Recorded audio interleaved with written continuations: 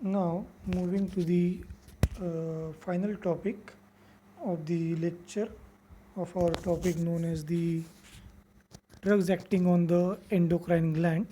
So, we are going to discuss now the drugs which are used for treating the erectile dysfunction.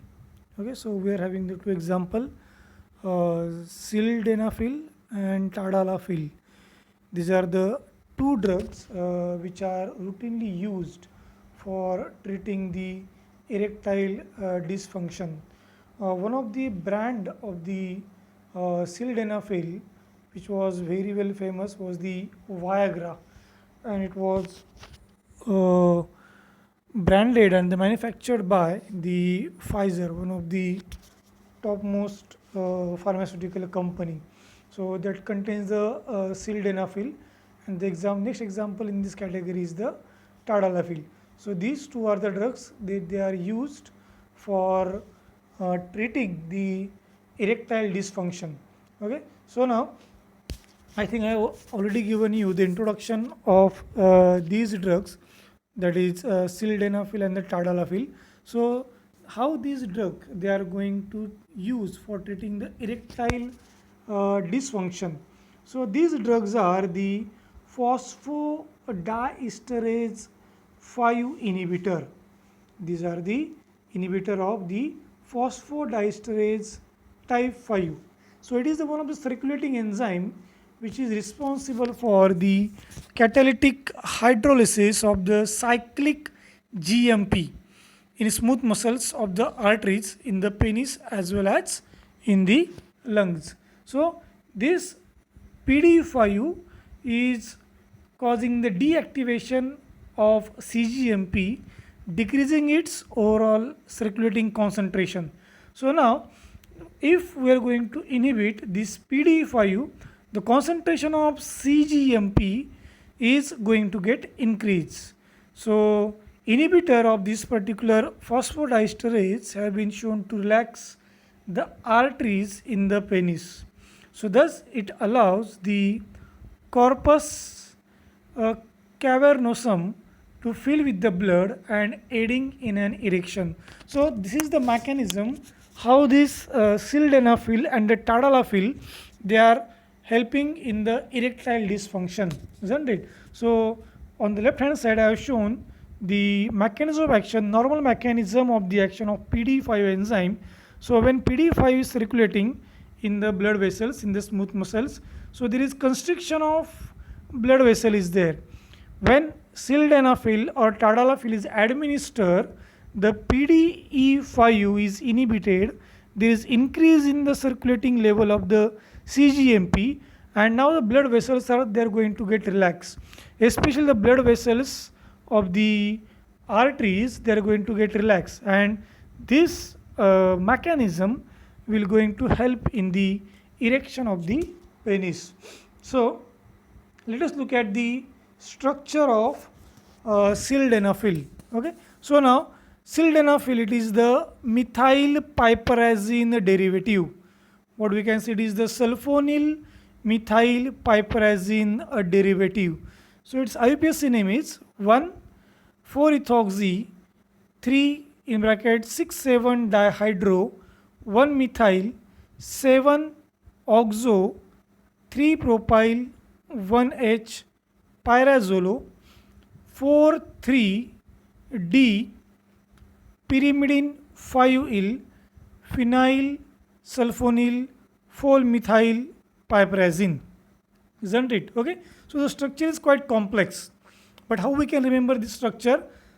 This is the derivative of methyl piperazine. Then we have to draw the sulfonyl group, then phenyl group, and to that phenyl group we have to attach the pyrazolopyrimidine ring. Okay, pyrazolopyrimidine ring and the remaining substituent. So that is the structure of the sildenafil. So I told you before that sildenafil it's used for the treating the erectile dysfunction is accidental, because when scientists were developing the drug against PAH, pulmonary artery hypertension, isn't it? So in that condition, this drug was mainly what you can say, it is discovered by that for that PAH. But when this drug was administered to the patient, the sexual function of that individual has dramatically got increased. So when this observation has came into the picture, then this drug was marketed for its use for treating the erectile dysfunction. So now this is one of the very good example in drug discovery. Though you are going to target the treatment of hypertension, you may have the advantage of getting the drug which is used for the erectile dysfunction. But I also told you one thing, that when this drug is used for the relaxing the blood vessels, so another of prescription use is that the athletes, they were using the sildenafil and the tadalafil for increasing their performance in the game, in the sports, because the relaxation, because it was believed that, it is believed that when the blood vessels, they are going to get release, the nutrient, they are going to get enter in a faster way into the smooth muscles. So the smooth muscles are getting the nutrient at a faster rate, and there is increase in the performance is there. But most of the sports agency, they have put the ban on both of the drug. So this drug is only used for treating the erectile dysfunction and not for increasing the physical activity or performance in the sports. Okay, so the next example in our syllabus is the tadalafil. Okay, so this tadalafil is also the piperazine derivative, but that piperazine is having the double bond O structure in its cyclic ring. So its IUPAC name is quite complex.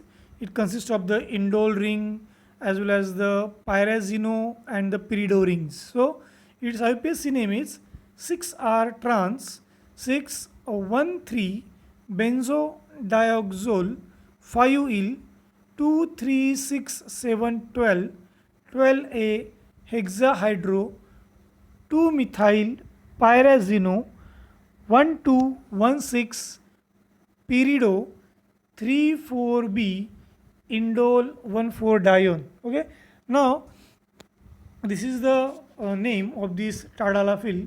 So now this tadalafil is the potent inhibitor of PDE5. It received the FDA approval for the treatment of erectile dysfunction in December 2003. Because of its half-life of 17.5 hours, it is marketed as a 36-hour treatment. Okay, so after 36 hours, the patient has to take the tadalafil. So these are the two drugs which are especially used for treating the erectile dysfunction. Okay, now the last topic of the discussion in the drugs acting on the endocrine gland is the thyroid and the anti-thyroid drugs.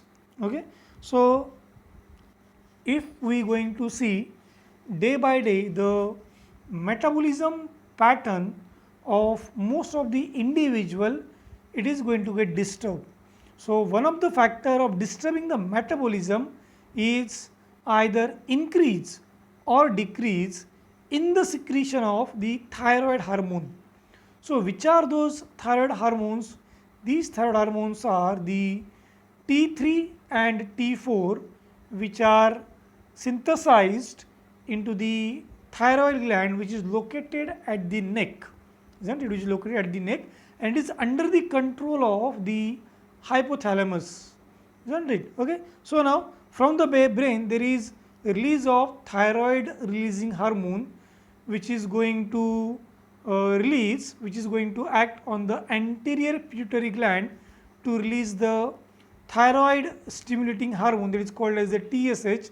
That TSH causes the activation of the thyroid gland, and now that thyroid gland is going to release the thyroid hormones, that is T4 and the T3, and the release of these hormones are going to target the tissues isn't it? And that tissues are now going to show you the what you can say, the metabolic fate of glucose, proteins, and several other substances, isn't it? Okay. So now the metabolic disorders, they are arised due to increase or decrease in the secretion of these T3 and T4, isn't it? Okay. So now, as we know that these T3, T4, they are going to regulate the metabolism. They are having a very important role to keep control on several metabolic diseases. Okay.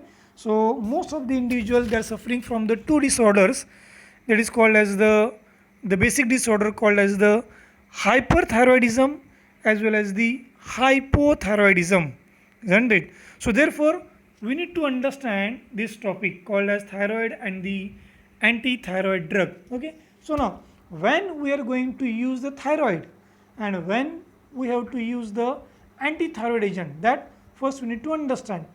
We are going to use the thyroid hormones or the thyroid derivative in the condition called as the hypothyroidism, when there is a decreased concentration of circulating T3 and T4 is there. So in that condition we need to administer externally the T3 and T4, isn't it? So this is the condition called as the hypothyroidism, and in the hypothyroidism we are going to administer the T3 and T4. Now when we have to use the anti-thyroid drugs, okay, so whenever there is higher circulating level, whenever there is higher concentration of circulating T3 and T4 is there, so that condition is called as hyperthyroidism. So in hyperthyroidism we have to use the anti-thyroid drugs. Okay. So keep this basic thing in your mind. The thyroid derivatives example is T3 and T4, that we are using in the clinical condition called as hypothyroidism, and the anti-thyroid drug we are using in the hyperthyroidism. Okay. So this is the main use of these thyroid and anti-thyroid drug. So let us look at its regulation and how they are synthesized and how it is going to get regulated. So as now you are going to observe in the picture that is provided, the thyroid gland, which is located at the center of the neck, it is under the control of the hypothalamus, under the also control of the brain, what we can say. So now this pituitary gland, it contains the globules. Okay, these globules, they are called as the thyroid follicles. Okay, these thyroid follicles, centrally it contains the colloid, a colloidal material, and that colloidal material is surrounded by a very minute follicular cells, very minute follicular cells. Okay. So now how the synthesis of the thyroid hormone is occurring in this gland. So now into this gland it is supplied with the capillaries. Okay. So now whatever the iodine we are going to take from the food, that iodine is trapped from these capillaries and then it is provided to these follicles surrounding the colloid by the sodium ion sympater. It is one of the channel that is used to getting entry inside the circulating iodine. So now this iodine is coming inside that follicular cell, and now that iodine is going to get combined with the thyroglobulin. Okay, and by the process of exocytosis, that is released into the colloidal matter, and then it is stored into that thyroid globule. Now in the follicular cell, actually there is a presence of iodine as well as there is presence of thyroglobulin. This thyroglobulin and iodine, they combine with each other into the colloidal matter, and then there is formation of T4 and T3. Now, how these T4 and T3 they look like? Okay. So now if you are going to observe the three structures onto your left hand side, okay, you will observe the first structure thyronin, isn't it? The next structure is the liothyronin, which is called as the T3, and the last structure is the levothyroxine, which is called as the T4, isn't it? So in this PPT, I think there is a problem of the format is there. So T3, T4 they are attached with each other in the name. So don't confuse with that T3 and T4. The topmost structure is the thyronin, which is not contain the iodine. The middle structure is the liothyronin, that is called as the T3, and the bottom structure is the levothyroxine, isn't it? So now what is the structural difference in these three structures shown in this slide? Thyronin, it is devoid of the iodine. It doesn't contain any iodine. Then liothyronin, this is the T3, in which the 3 iodine, okay, that have been shown over here by the red color, the 3 iodines are substituted onto the phenyl ring, and the T4, the bottom structure, it contains the 4 iodine substituted onto the thyronin, isn't it? Okay, so now these are the 3 circulating hormones: thyronin, then liothyronin, and the levothyroxine. Liothyronin is the T3 and levothyroxine is the T4. Okay, so let us concentrate onto the mechanism. So under the influence of the hypothalamus, when there is secretion of TSH is there, that TSH will cause the release of this T3 and T4 from that colloidal matter into the capillaries, into the blood vessel, isn't it? So now these T3 and T4, they come at the target tissues, and then they are going to get bind with to the carrier protein. Now that carrier protein is going to get released, and that T4 is coming inside the cell. Now that T4 is going to get converted to the T3. T3 is going to get bind with the protein. That protein allows its transport into the nucleus, and into the nuclear thyroid receptor, this T3 is going to get bind. We know that the thyroid receptors are the nuclear receptor. Okay, so that T3 is going to get attached to that nuclear receptor and causing the changes in the metabolism pattern. Okay, so this is the mechanism of this T3 and T4. Now let us look at its actual application. Okay, levothyroxine. So first look at the IUPAC name.